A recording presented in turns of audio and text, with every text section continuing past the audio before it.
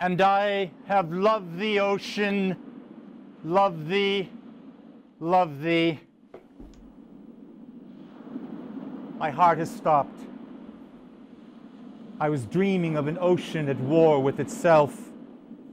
The battle was brief. The waves fell into darkness. I just turned 72. And so this is death, the undiscovered country. My eyes are clear again. My back, I'm no longer in pain. Lizzie strokes my head while Bessie weeps. Lizzie whispers, he's at peace at last.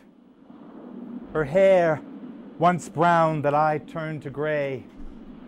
In the valley of the Taipes, naked widows jump up and down to show their grief. Lizzie dons her Boston black.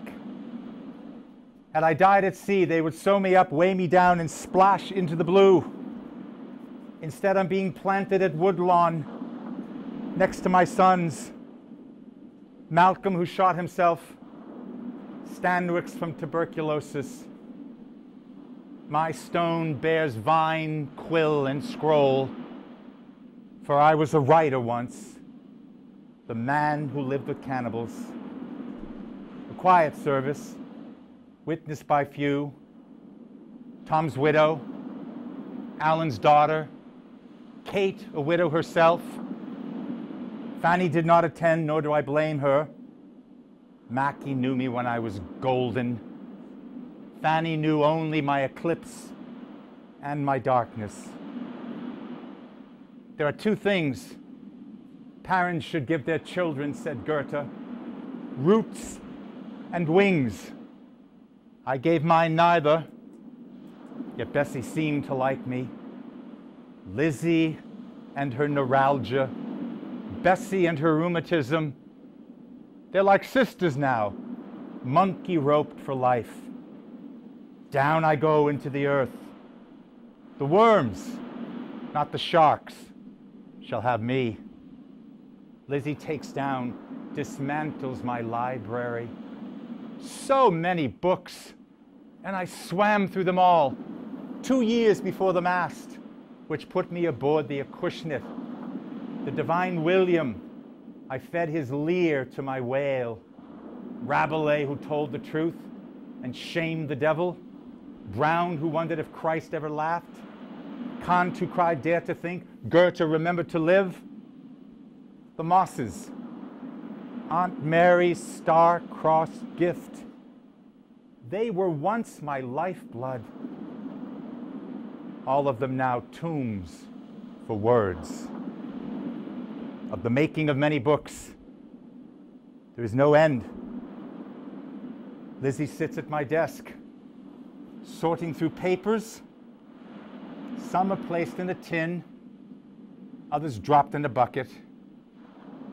She takes out Billy Budd and reads the dedication to Jack Chase, Englishman, wherever that great, places Billy in the tin. She takes out poems dedicated to her and reads Red Clover.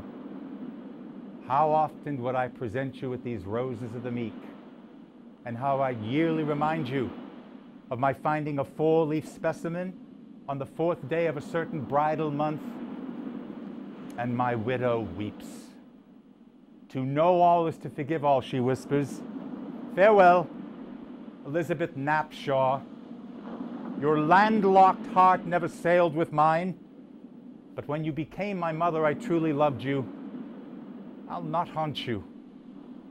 Like Rabelais, I go to seek a great perhaps.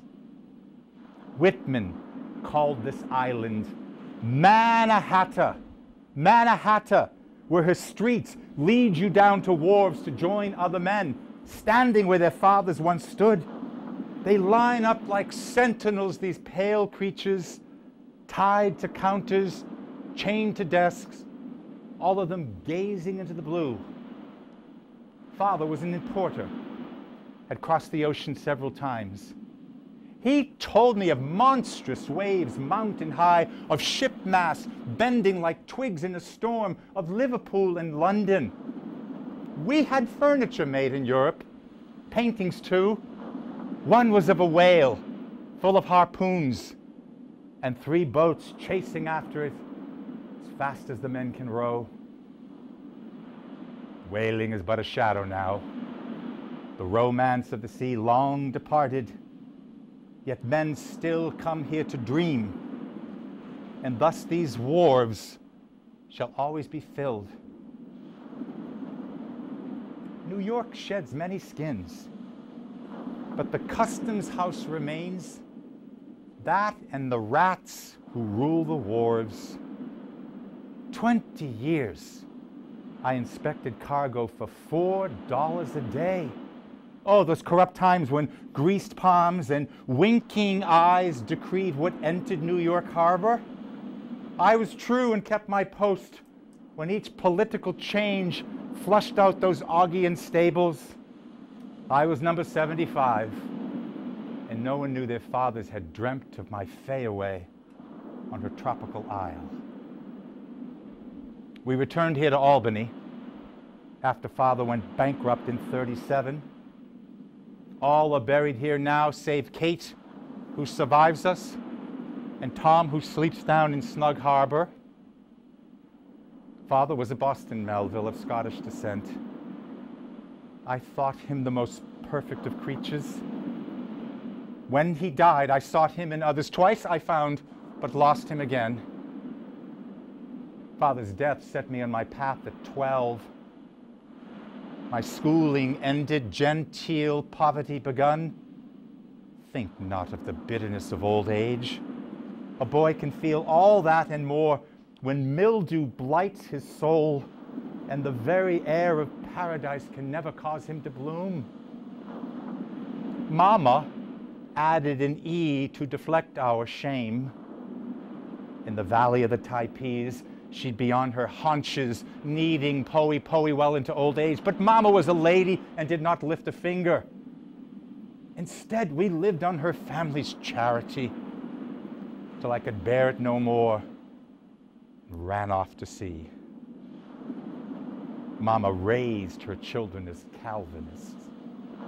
How cruel to tell a child he's damned from birth and his only salvation is to embrace the Christ. But before I could, I questioned his father, who had turned his back on me. Why? I flung again and again to the heavens, each why a harpoon in God's back. Emerson declared evil as the mumps and measles of the world, a phase to be outgrown. Hawthorne saw evil for what it was and believed in nothing. I fell in between.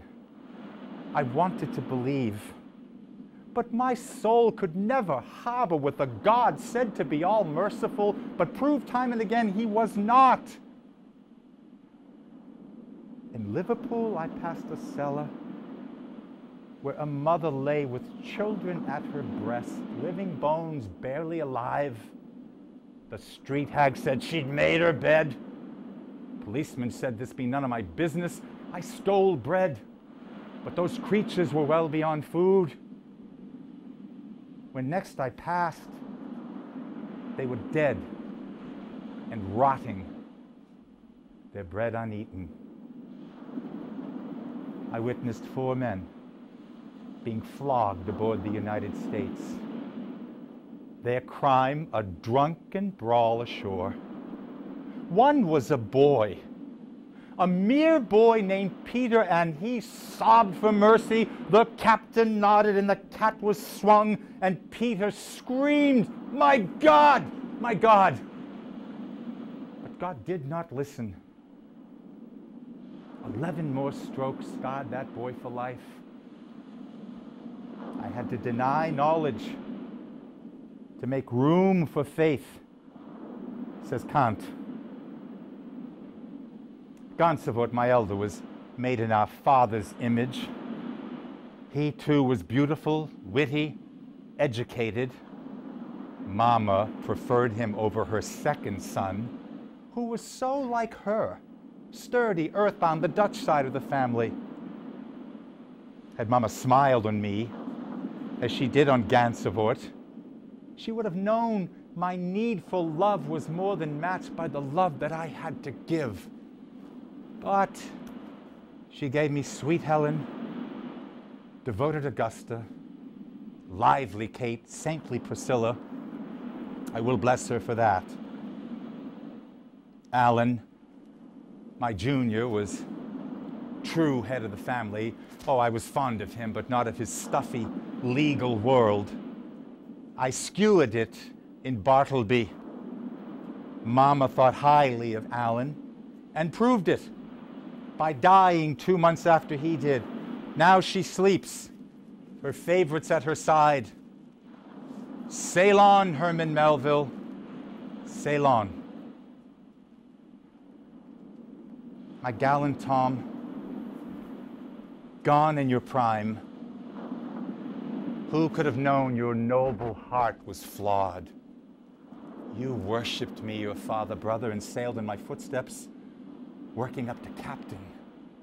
Mama was proud, but oh, was I prouder. We had our image taken together. We were truly brothers with our matching beards. And when you died, old sailors lined up in farewell to their governor. Sleep snug in Snug Harbor, my gallant Tom.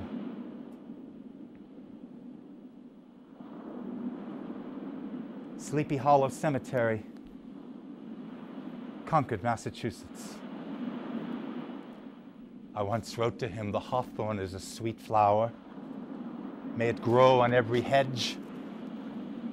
But no hawthorn grows on this piece of earth. His wife died in London. An ocean lies between them. Perhaps he waited till they could sail together.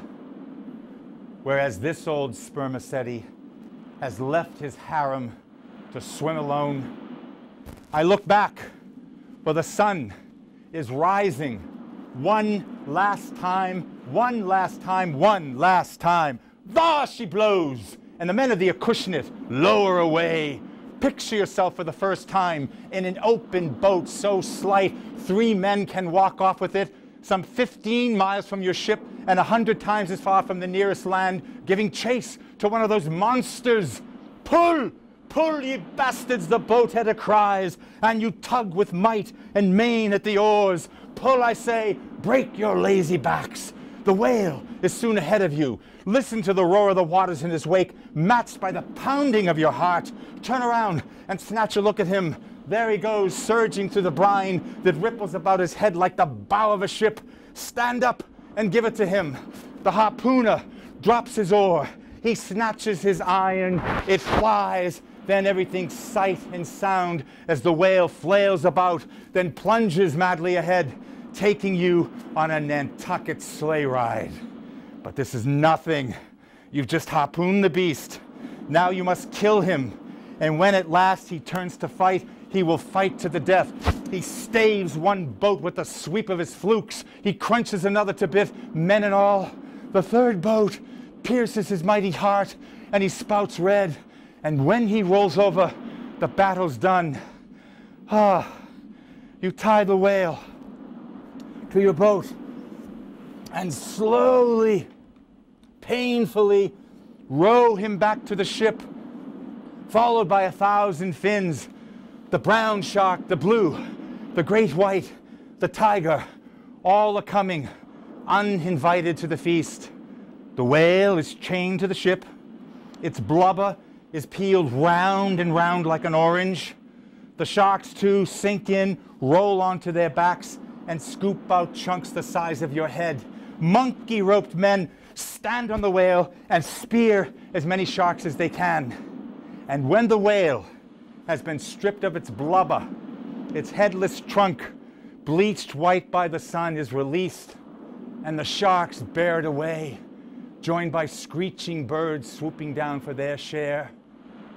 And that great mass of death floats on, till all are lost in infinity.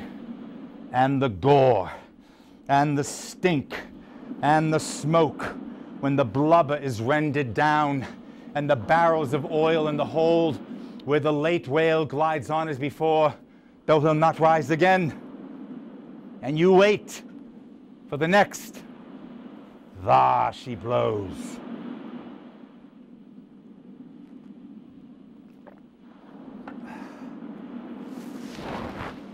Stranded in Hawaii, I signed aboard the United States, sailing for home. I'm assigned to Jack Chase, captain of the foretop. Jack is a Briton, tall and well-knit, with clear, open eyes, a fine, broad brow, and a nut-brown beard. No man ever had a better heart or bolder.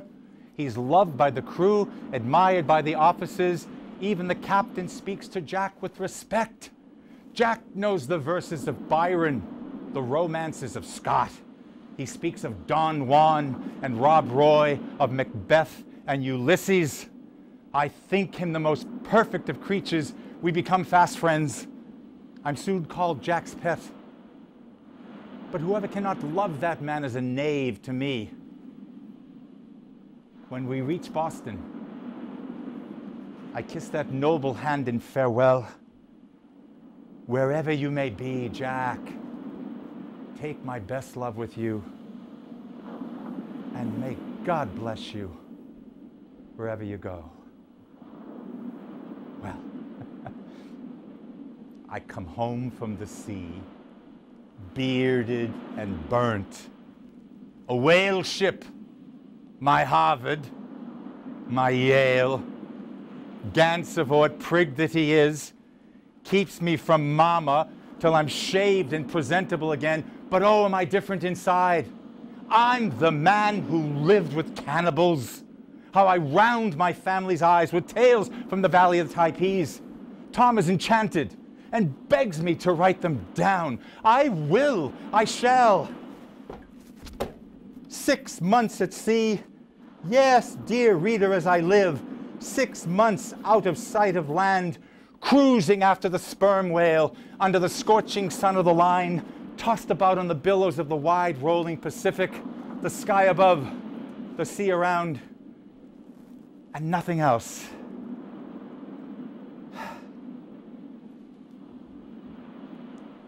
It's a cruel life to sea. You feel a second flood has come and you ride an ark of men and rats upon it. Think no more of home. These outcast bastards and illiterates are your family now, and the merciless sun makes the pitch bubble and ooze up from the deck, and cape winds freeze you down to your marrow, and the maggots multiply in the food, and the roaches swarm everywhere else, and below decks becomes a stinking Sodom where I search for a friend but find none. And yet, there are moments when each dawn comes out of Genesis, and let there be light upon these waters. Or when you pick out bright Centaurus, never to be seen in northern skies, when flying fish leap up into the air and fall back like a shower of silver, or being up in the mast with the ship but a plank below, one with the gulls, the clouds, the very sun. Most of all, the ocean with her shades and shadows, lost dreams, and lost men, all wrapped in vast, unending silence. And for the first time, I saw the hand, if not the face, of God. Oh, this wheel of fortune, which drags us down in order to lift us up. Hoppers rejects Typee, but a Dr. Nichols has read my manuscript and convinces Gansevoort it might get published in England.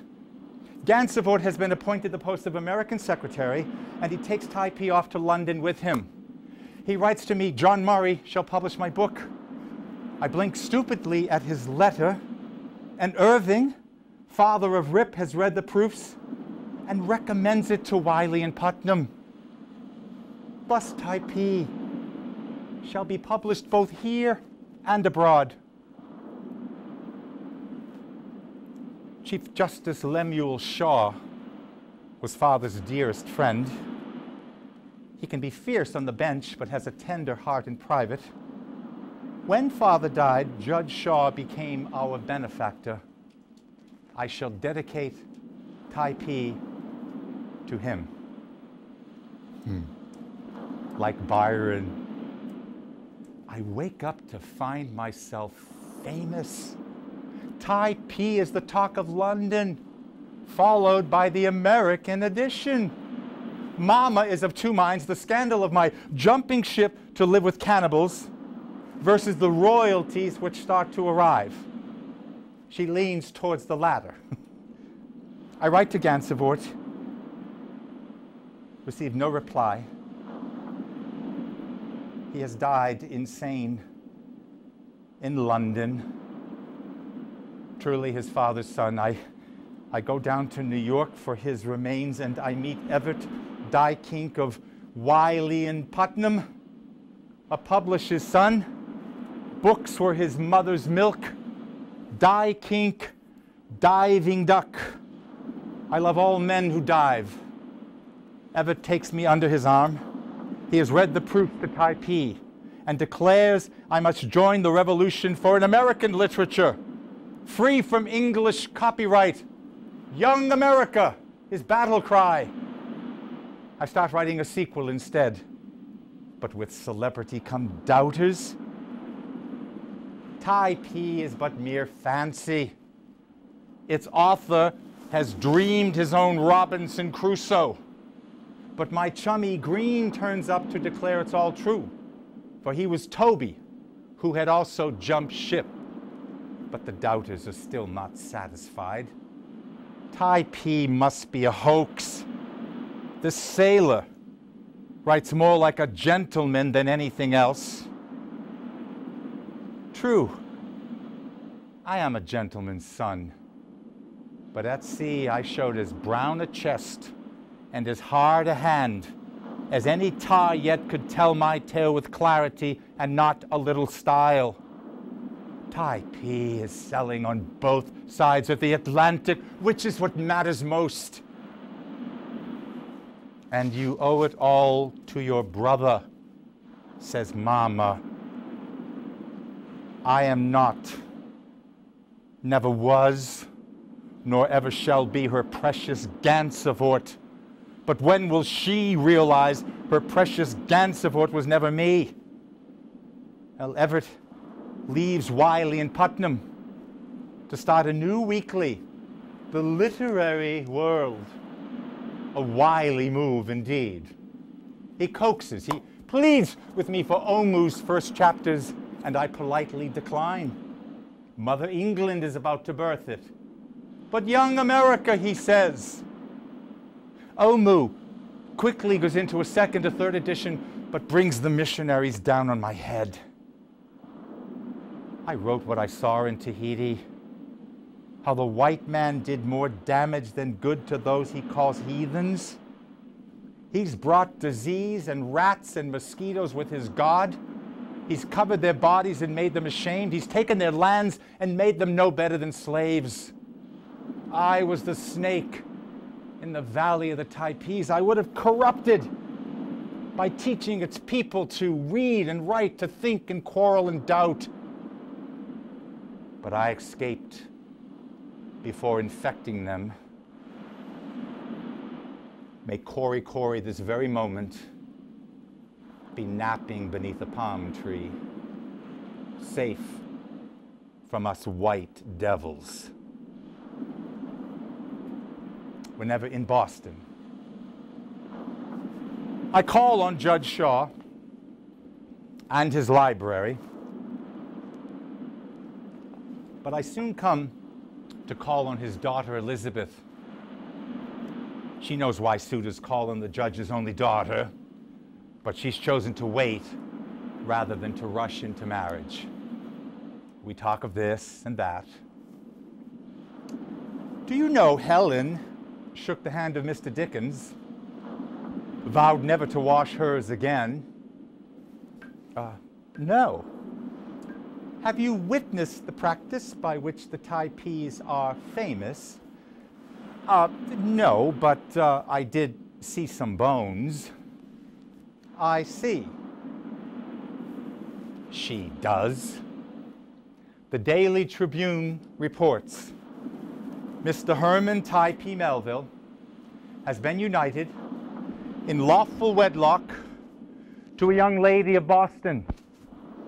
The fair forsaken Fayaway will doubtless be suing for breach of promise. The fair forsaken Fayaway will have forgotten her Tomo by now, as she needs Poe for her 2 husbands. Oh God, I feel I'm below decks again, sharing this box with Lizzie, Alan, Sophia, Mama, Helen, Gus, Kate, Priscilla. Alan goes off to his downtown office. Tom has gone to sea. I go upstairs to earn my living. Lizzie blends so with my sisters, she starts to feel neglected. I give her Mardi to transcribe, but she can't keep up. She goes back to dusting under Mama's baleful eyes. We dress for lunch. We dress for dinner. We dress to make calls. We dress to receive. The land begins to scorch my feet. I escape to Everts and borrow Brown, Kant, Rabelais, Cervantes, Goethe, Dante, and my brain begins to unfold with Mardi. Yilla was a maiden from Arulia, the island of delights. To this isle, by some mystical power, she had been spirited from Amma, the land of her nativity, and hardly had the waters of Arulia washed white her olive skin and tinged her hair with gold, when she was snared up in the tendrils of a vine, transformed into one of its blossoms, her soul folded up into its petals. Mardi's reception baffles me. Taipei was considered mere fiction. When I chose to fictionalize with Mardi, I'm labeled no writer at all. Evatt praises it in his world, but the damage is done. The royalties shall trickle, not flow for Mardi. Evatt, however, urges me to continue writing. There are arrows still, he says, in my quiver. I banish Brown, that crackpot angel, and I begin a nursery tale about a fatherless lad bound for Liverpool. So vivid now was the impression of his having been here that I felt like running on and overtaking him around the town hall adjoining at the head of Castle Street. But I soon checked myself when realizing he'd gone whither no sun search could find him on this earth, and I had much ado to keep from tears. Where is the foundling's father hidden?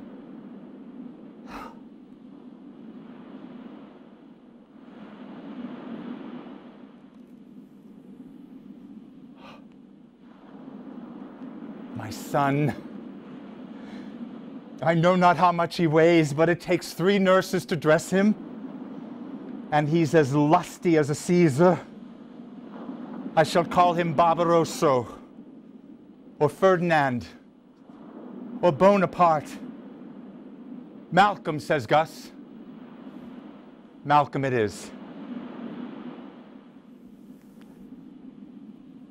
His first words were, "Where'd that old man?" "I'm here, Mackie. I'll always be here." Dolt and ass that I am. But until a few days ago, I had not read the Divine William. He's full of sermons on the Mount, but gentle as Jesus. And through the mouths of his Hamlet and Lear, he speaks what we know to be true, though it be madness to even hint of it. There is nothing either good or bad, but thinking makes it so. There is nothing either good or bad, but thinking makes it so. Oh, this wheel of fortune which lifts us up in order to drag us down. Again, I'm forced to write about the sea. Taipei and Omu were my wanderings. Redburn my merchant vessel, White Jacket my man of war. That leaves the catching and killing of whales. Not fit company for ladies to read in their beds. My heart is not in it, for blubber is blubber. You can get oil out of it, but the poetry will run as hard as sap from a frozen maple. Oh, New York City is positively an oven in summer. We join Aunt Mary in Pittsfield. Here, she says, giving me a book. Mosses from an old manse. A patch of moss is pasted inside. From Salem, she says. An outing has been planned up Monument Mountain. Everett has been coaxed from Manhattan. Dr. Holmes is here summering. From Boston comes the plumper half of Ticknor and Fields. A tall, balding Apollo approaches, and a blue wave rolls over me, for this be Nathaniel Hawthorne, man of the mosses. I've passed his farmhouse several times, but never knew he lived there.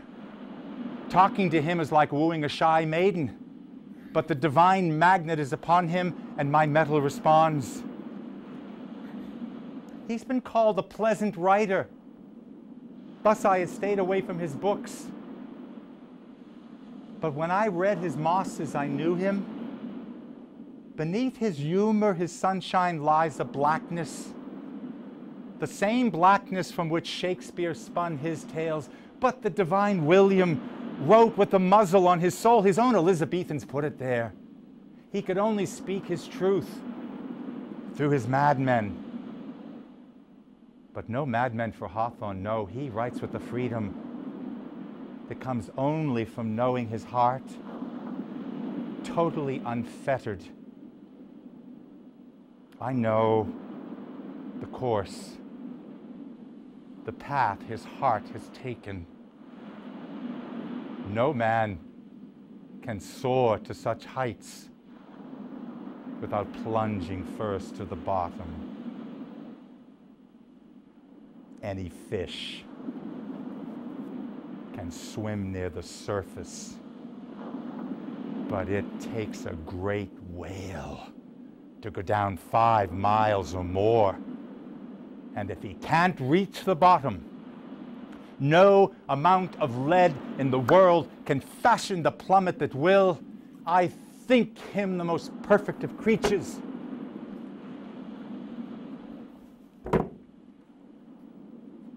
To he who built this farmhouse, could you have known after clearing this land, this vista would be yours?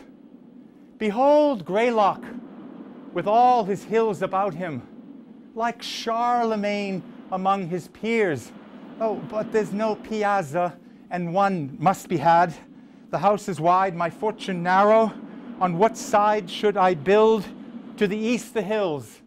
Come December, the dawns drape those highlands with red-barred plaids and tartans, but to the north is Charlemagne. To the south, apple trees. The Maytime orchards all in white, their leaves and apples come October, but to the north is Charlemagne. To the west, a rising pasture leading up to the maples. How the greens streak through the browns and grays when spring awakens. To the north is Charlemagne. I turn over the soil. and I recover arrowheads from a vanished tribe. I christen this my home, Arrowhead. To the north is Charlemagne. 6 miles away is Hawthorne, and the sun is at its zenith.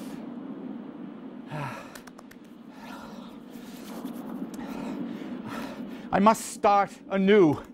I'll keep my bumpkin, but call him Ishmael. Ishmael, born to wander. Bulkington stood full 6 feet in height with noble shoulders and a chest like a coffer dam. Adieu, Bulkington, you'll not be the hero after all. Adieu for now. My whaler must become a democracy. Young America. The Acushnet had only white men, but come aboard the Pequod, you men of red and yellow, brown and black. And God created great whales, the mighty whales which swim in a sea of water and have a sea of oil swimming in them. Mocha Dick was an old bull whale of massive size and strength. From age or freak of nature, he was white as wool. On Tower Hill in London, a crippled beggar holds a painted board showing how he lost his leg. There are 3 boats and 3 whales, and his boat is being crunched by one of the whales. In the lower jaw are 42 teeth of formidable size, but conical in shape. Can you draw out Leviathan with a fish hook? Can you fill his skin with harpoons, or his head with fishing spears? I will, I shall. What tune is it ye pull to, men? A dead whale or a stove boat? And Ahab, son of Omri, did evil in the face of the Lord above all that came before him. Ah, autumn in the Berkshires. I find myself jaquicizing in the woods. The air is so ripe and ruddy. 'Tis must be harvest time with the angels. How the reds of the maples contrast with the green of the pine, yet harmonize. Whenever I find myself growing grim about the mouth, whenever it is a drizzly, damp November in my soul, then I account it high time to get to sea as soon as I can. No sooner is ground broken than the neighbors laugh. A piazza facing north. True, the winter winds will pummel me, but I'll walk my piazza as if on deck sailing round Cape Horn. And when August comes and I'm in the shade, I'll pity those in the sun. But man, proud man, his glassy essence, like an angry ape, plays such fantastic tricks on high heaven as make the angels weep. Talk not to me of blasphemy, man. I'd strike the sun if it insulted me. Oh, I have a sort of sea feeling now. The ground is covered with snow. In the mornings, when I look out my window, I feel as if I'm on a ship looking out of the porthole of a ship in the Atlantic. My room seems a ship's cabin. At nights when I awake and I hear the wind shrieking, I almost fancy there's too much sail on the house. I'd better get on the roof and rig in the chimney. The whale struck the Essex to windward, directly under the cathead and stove in her bows. He passed under the ship again, went off to leeward, and we saw no more of him. Oh, I need 50 fast-writing youths, for Gus now runs the household. Helen can't keep up with me. Lizzie's no housekeeper, and Mama lets her know it. Nor is she much of a wife, always off to Boston to visit her father. Maids are May when they are maids, but the sky changes when they are wives. Aye, sweet William, that they do. The Acushnet was wrecked off St. Lawrence in August. The crew rescued. The ship a total loss. 1,300 barrels in her hold. Less than 300 saved. Less than 300. That side blow through Mrs. Hawthorne will not do. I'm not to be charmed out of my promised pleasure by any of that lady's Cyrenisms. You, sir, I hold accountable. The visit, in all its original integrity, must be made. Come, no nonsense. If you don't, I will send constables after you. Hawthorne presents me with his gables. It surpasses his other work, but something is lacking in the man himself. Speak, thou vast and venerable head. Of all divers thou hast dived the deepest. That head upon which the upper sun now gleams has moved amid this world's foundations, where unrecorded names and navies rust and untold hopes and anchors rot, where in her murderous hold the earth is ballasted with bones of millions of the drowned. O head, thou hast seen enough to split the planets and make an infidel of Abraham, and not one syllable is thine. I come down to New York to slave on the book while the first chapters are being pushed through the press. That's the only way I can finish now. I'm so far behind schedule. Now the Lord hath prepared a great fish to swallow up Jonah. Oh, I hear flattering things about the Gables. A second edition is announced. His portrait by Thompson is on display. He is on the ascendant. What reputation I have is horrible. To go down to posterity as the man who lived with cannibals, what have I done?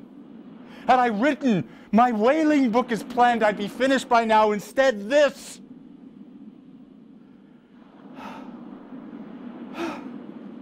I come home to recline on the grass,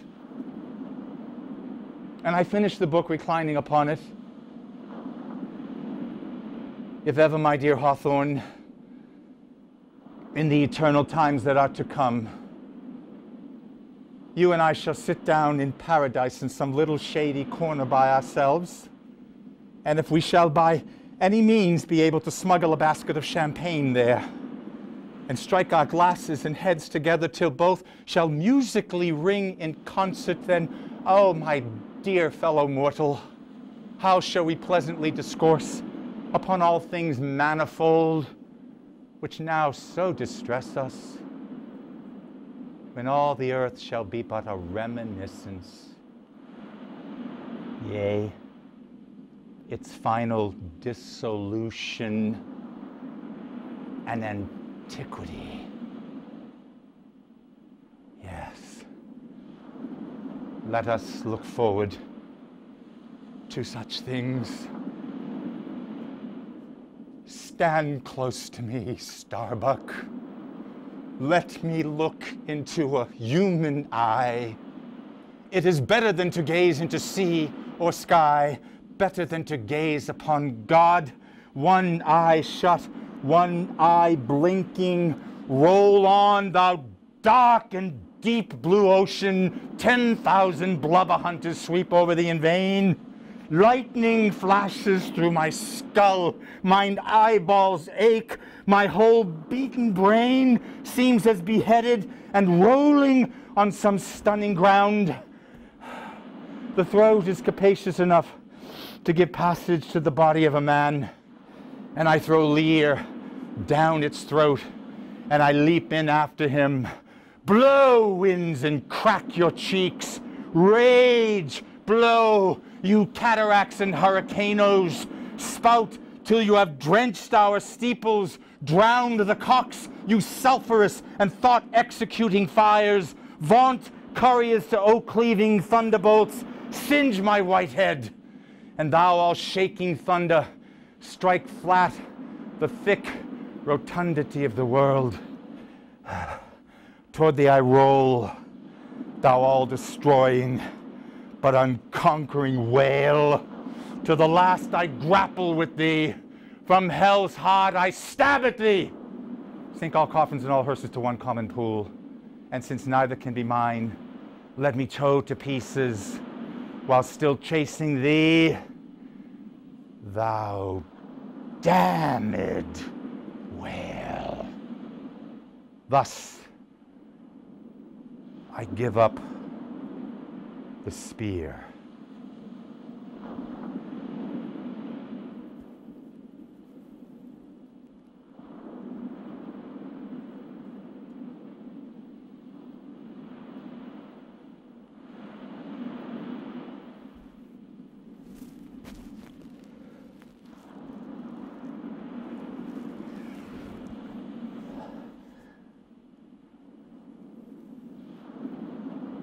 And I alone am escaped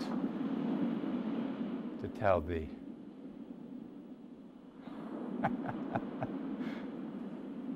I've written a wicked book, but feel spotless as the Lamb. I'm 31 years old. In token of my admiration for his genius, this book is inscribed to Nathaniel Hawthorne. Hawthorne has moved back to Concord, away from my tentacles. He writes to me about the whale. He admires portions but cares not a penny for the book. His wife understands what I've written, but she also understands him. Oh, I promise her my next book shall be a rural bowl of milk. But damning reviews of the whale curdle me. This was to be my masterpiece, not my greatest failure. Now I'll never pay the judge back for Arrowhead. Pierre becomes my revenge, starting with my father. There were rumors after his death, 2 women visiting Uncle Thomas, the younger my half-sister born out of wedlock. I never met her, my uncle paid them off, yet she still haunts me. And my perfect father, this two mortal flesh, which melted, resolved itself into a dew, and left us penniless. Pierre learns of his half-sister. He burns his father's portrait and passes her off as his wife. If the whale was my Lear, Pierre shall be my Hamlet. I plunge even deeper than before, burrowing through the ocean floor, down to the fiery kingdom. My study is like ice, my fingers are blue. One eye is shut while I blink with the other. One candle alone burns at my side, one, for the blood of men is mixed in with the sperm. I live on ink and paper. When I sleep, I dream of black oceans. The judge's daughter has Holmes pay a call. I know why the little doctor has been summoned. Am I going mad? Like my father and my brother. Oh, ho, ho, ho. But Herman be a clever one. He swims up to the surface to smile and be a villain. We talk of books, Holmes and I. He declares I'm not mad, merely tired. Holmes is right and wrong. The sharks are few but have their say. Disgusting, repulsive, French and German decadence. Everett downright hates Pierre, rupturing our friendship. Young America indeed. I write stories so my family can butter their bread. I turn my inner disgust outward with the confidence man, where the devil walks among the fools of the earth. I'm so repulsed by my vision, I send it to Harper's unfinished. It fails. Everything I write fails now. The judge suggests that I go abroad for my health. In other words, for everyone's sanity. That good old man will pay for my trip, though he puts me further in his debt. I'll go to the Holy Land to seek him, yet stop first in Liverpool to find the other him.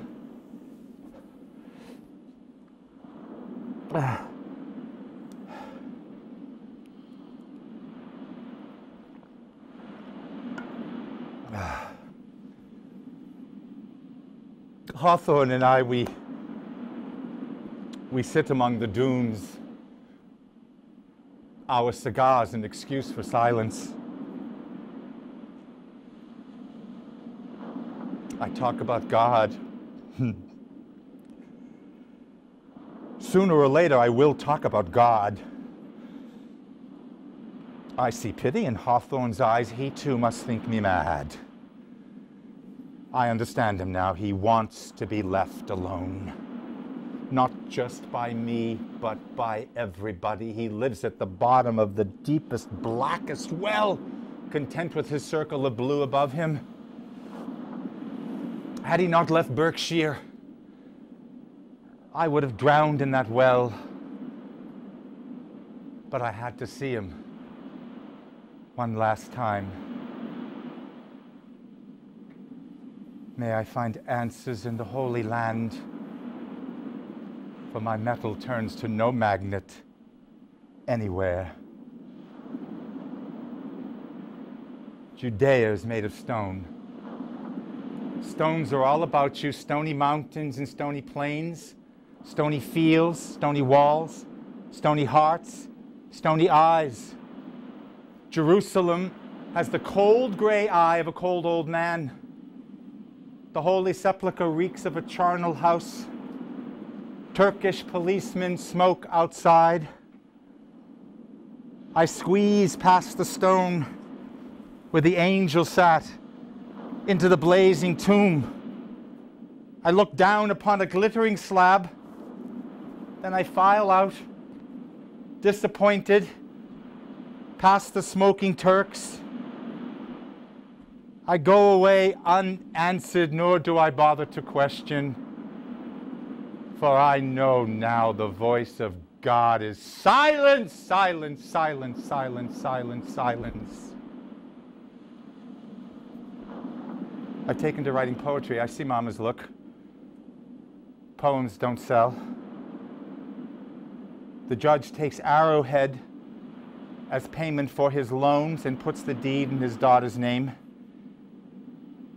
He means well, as I cannot pay my taxes, but I'm reduced to guest in his daughter's house. My back begins to bother me. Rheumatism.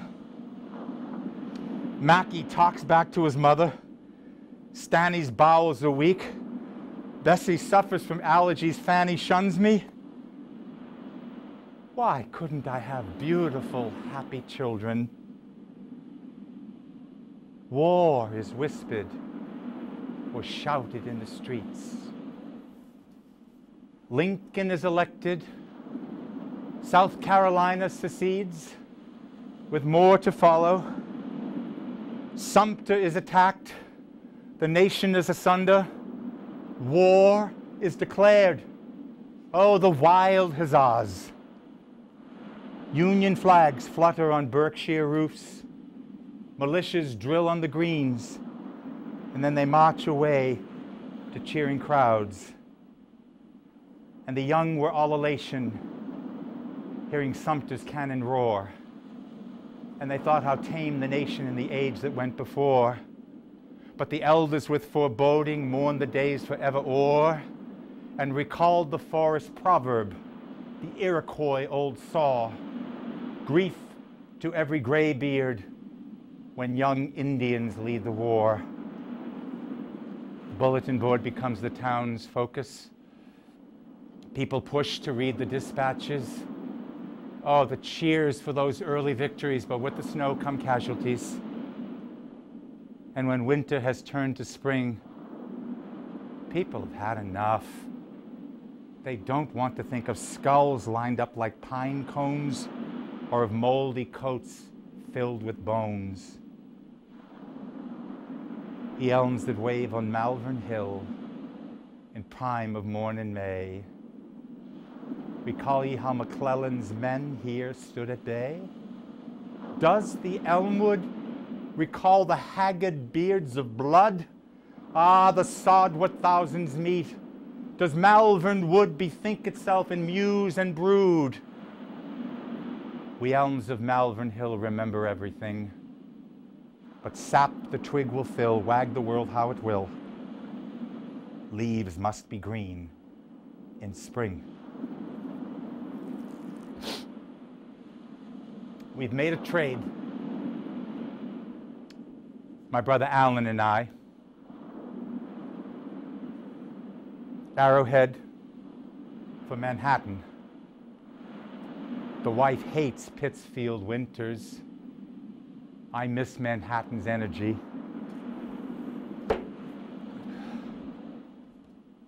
What have I to do with Berkshire?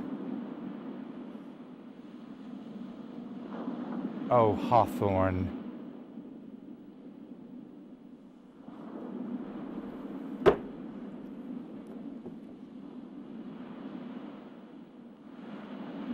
been away too long. I don't recognize her.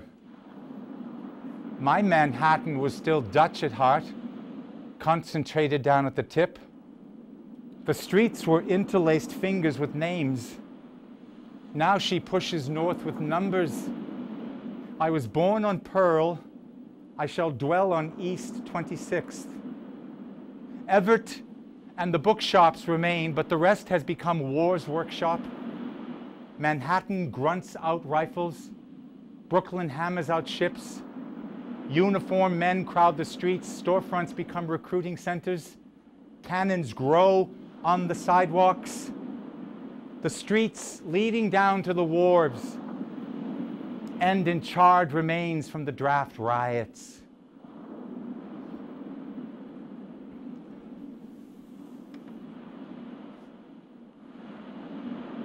The oceans of the world have stopped.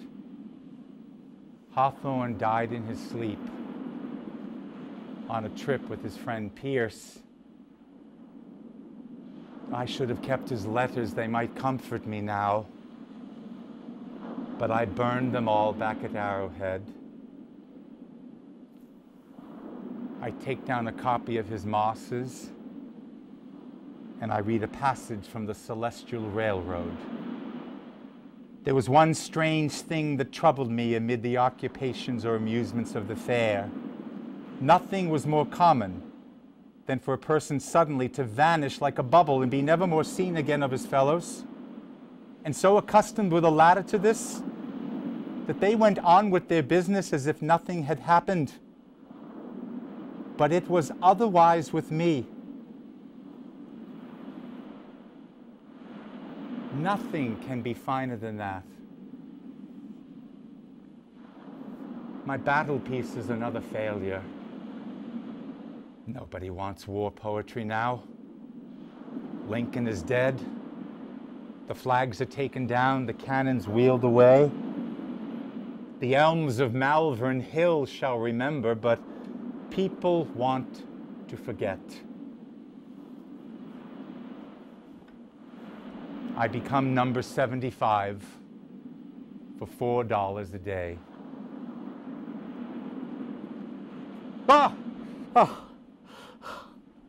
It was not a suicide. Mackey was cleaning his pistol and it went off. I had locked him out coming home drunk night after night. He wanted to go to sea. I said, no, the sea's not the answer. It's never the answer. He joined the militia instead, strutting in his uniform, showing off his pistol, out drinking night after night. The wife sat up for him. He promised to reform. He locked himself in his room. I broke down the door and I found him, pistol in hand, bullet in brain. It was not a suicide. Mackey was cleaning his pistol. He was cleaning his pistol. Oh God, he was cleaning his pistol. His first words were, "Where'd that old man?" I don't know, Mackey. He sailed away long, long ago in the valley of the Typees, in the valley of the Typees. My brain is ablaze, writing Clarel. I stumble through my own holy land, this same dull land which breeds but blues and melancholy. I'm a whirlpool of ink and whiskey, birthing a monster longer than Milton, longer than Homer, dragging Fanny out of her bed to proof the pages. Earn your keep, girl. I'm a voice in the wilderness with no echo, fit company for snakes and scorpions. Mine eyes fixed on a flinty stone which lay there at my feet, but soon thought would wander. Then the stone I caught, convulsed it in my hand, till blood oozed from these nails. I was alone.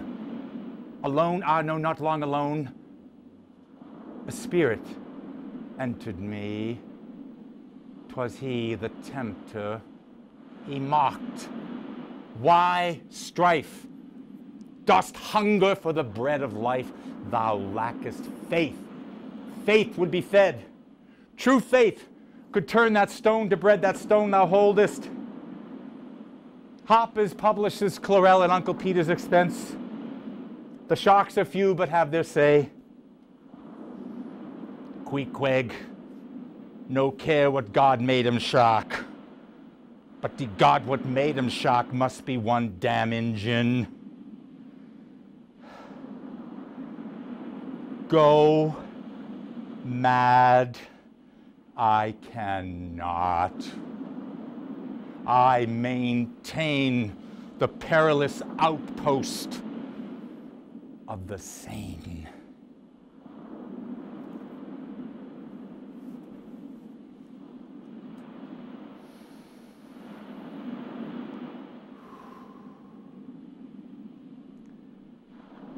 I read in the Academy the poet Buchanan has sought me out. He's found Whitman, but not this Triton who lives in New York. When Lizzie came into her inheritance, this Triton retired from the customs house and from life itself.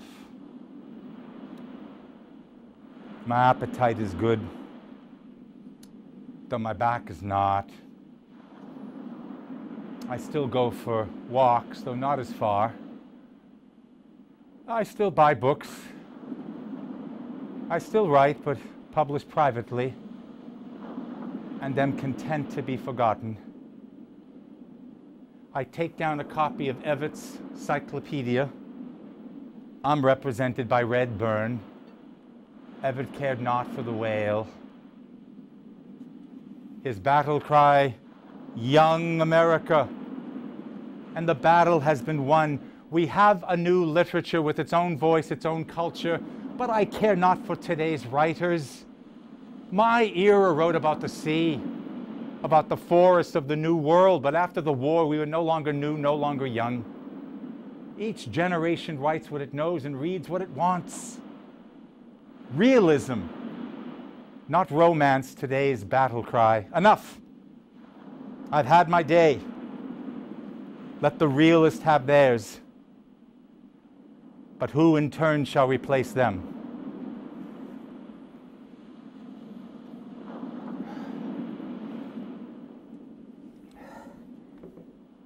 I rent a pew in All Souls Church. This be Father's faith, more compassionate than Mama's.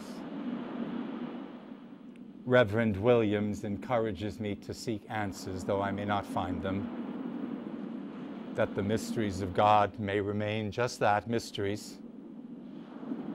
I may be a mystery to God myself, this clay who questions yet clings to him. Over half a lifetime ago, I gave these words to my father Mapple. The ribs and terrors in the whale arched over me a dismal gloom, while all God's sunlit waves rolled by and left me deepening down to doom. In black distress, I called my God when I could scarce believe him mine. He bowed his ear to my complaint. No more the whale did me confine. My song forever shall record that terrible, that joyful hour. I give the glory to my God. His all the mercy and the power, to which I too can now say, Amen.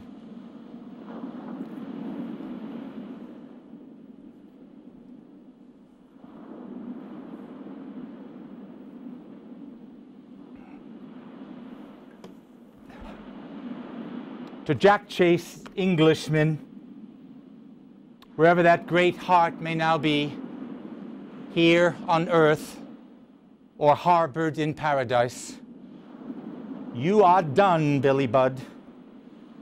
May you live to be published. Prospero breaks his staff. I lay down my pen.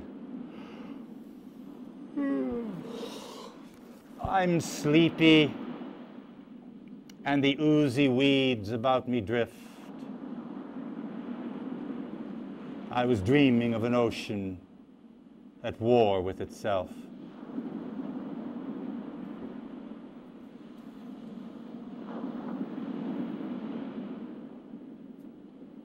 I'm a beardless boy again. A ship of glass sails toward me. Father brought it home from Europe. It is kept under glass in our parlor. A well-knit man with a nut-brown beard beckons, for the sun is setting one last time. We sail past a whale full of harpoons, and 3 boats chasing after it as fast as the men can row. Recite your Byron, says the captain, and I obey. And I have loved the ocean, and my joy of youthful sports was on thy breast to be born, like thy bubbles on wood. As we near land, the captain smiles and becomes my perfect father, who takes me up, for I have dwindled down to infancy, and he gives me to my mother, who welcomes me back inside her, where I safely sleep as whales and walruses rush about. And as I dissolve, there are woman sounds.